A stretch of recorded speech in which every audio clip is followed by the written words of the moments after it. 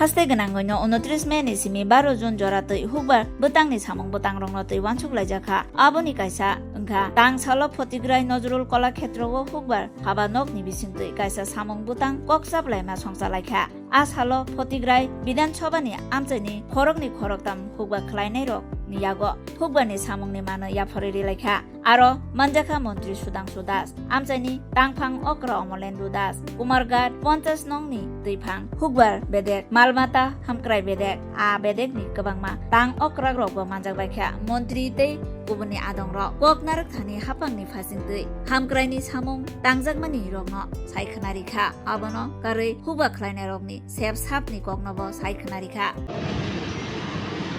ভারতবর্ষের যিনি কৃষি মন্ত্রী আমাদের শ্রদ্ধেয় শিবরাজ সিং জি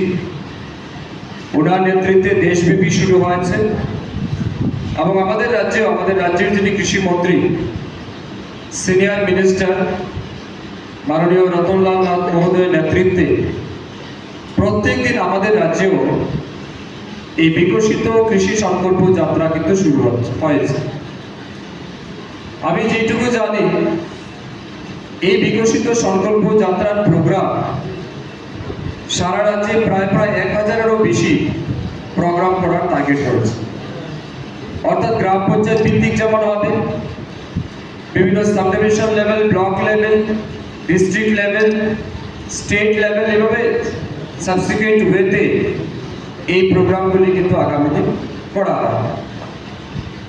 তো এই লক্ষ্যে কৃষি এবং কৃষি কল্যাণ দপ্তর এবং বিশেষ করে এগ্রি অ্যালাইড সেক্টর যেটা আমরা বলি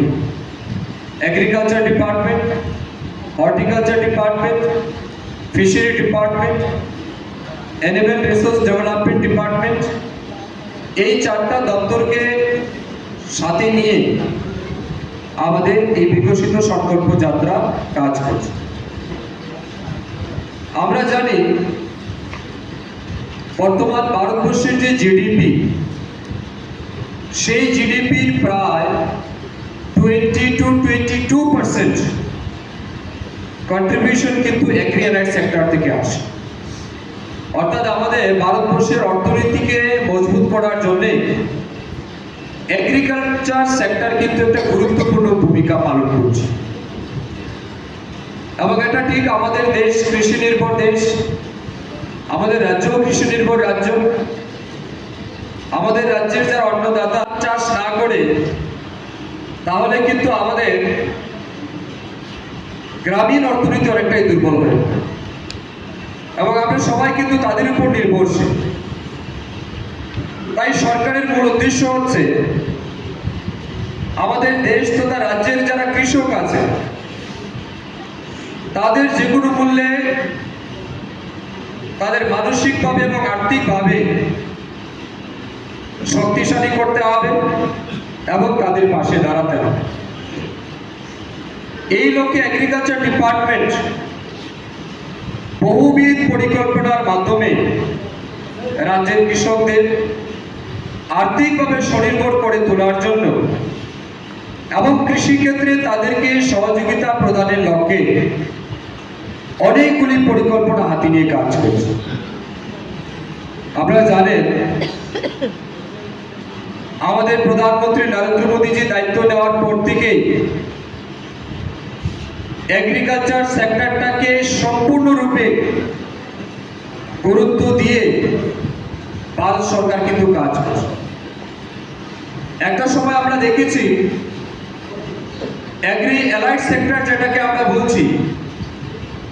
এটা কিন্তু এগ্রিকালচার ডিপার্টমেন্টের আন্ডারেই ছিল যেমন fishery department animal husbandry horticulture এবং এগ্রিকালচার এই চারটা বিভাগ কিন্তু এগ্রিকালচার ডিপার্টমেন্টের আন্ডারে ছিল কিন্তু প্রধানমন্ত্রীজি বলেছেন যে না এটাকে আরো বেশি স্ট্রেংথেন করতে হবে মাইক্রো লেভেলে আমাদের কাজ করতে হবে মানুষের কাছে নিয়ে যেতে হবে তার জন্য বর্তমানে সেপারেট ফিশারি ডিপার্টমেন্ট ক্রিয়েট করা হয়েছে অ্যানিম্যাল হাজবেন্ডারিকে সেপারেট তৈরি করে এটা ইন্ডিভিজুয়াল এবং রেগুলার বেসিসে মিনিস্ট্রি তৈরি করা হয়েছে এখন আমাদের রাজ্যে ফিশারি মিনিস্টার আলাদা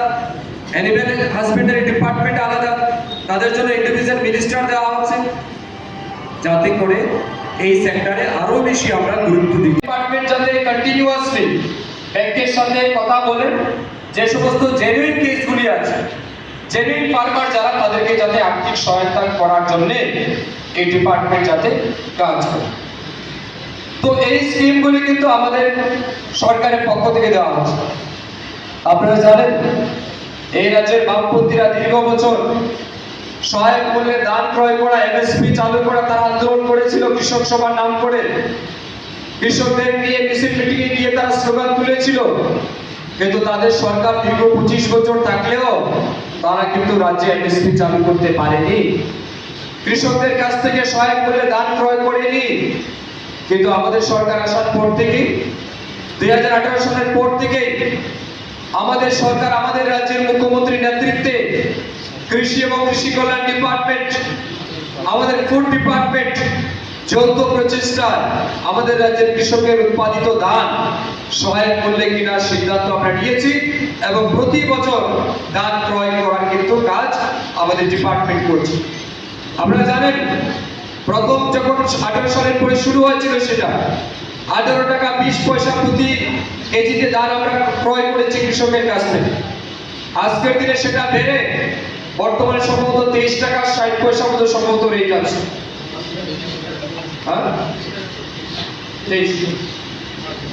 পার কেজি 23 টাকা করে আমরা প্রতি কেজি দান করি। আমাদের মনে আছে আমরা ছোটবেলা দেখেছি আমাদের গ্রামের কৃষকরা আগরতলা থেকে বিভিন্ন বড় বড় পাইকাররা আসতো আমাদের গ্রামে, এক গাড়ি ট্রাক বোঝাই করে ধান নিয়ে যেত, বিনিময়ে 3000, 4000, 5000 টাকা দিত কৃষক। তাও কোনো কোনো বিজনেসম্যান বলতো আমি পরের কিস্তি এসে দিয়ে যাব, পরের কিস্তি অনেক পাইকার আসতো না, অনেক চিটও হয়েছে অনেক ফার্মারের সাথে। কিন্তু বর্তমানে আমাদের সরকার কি করছে, সরাসরি কৃষকদের কাছ থেকে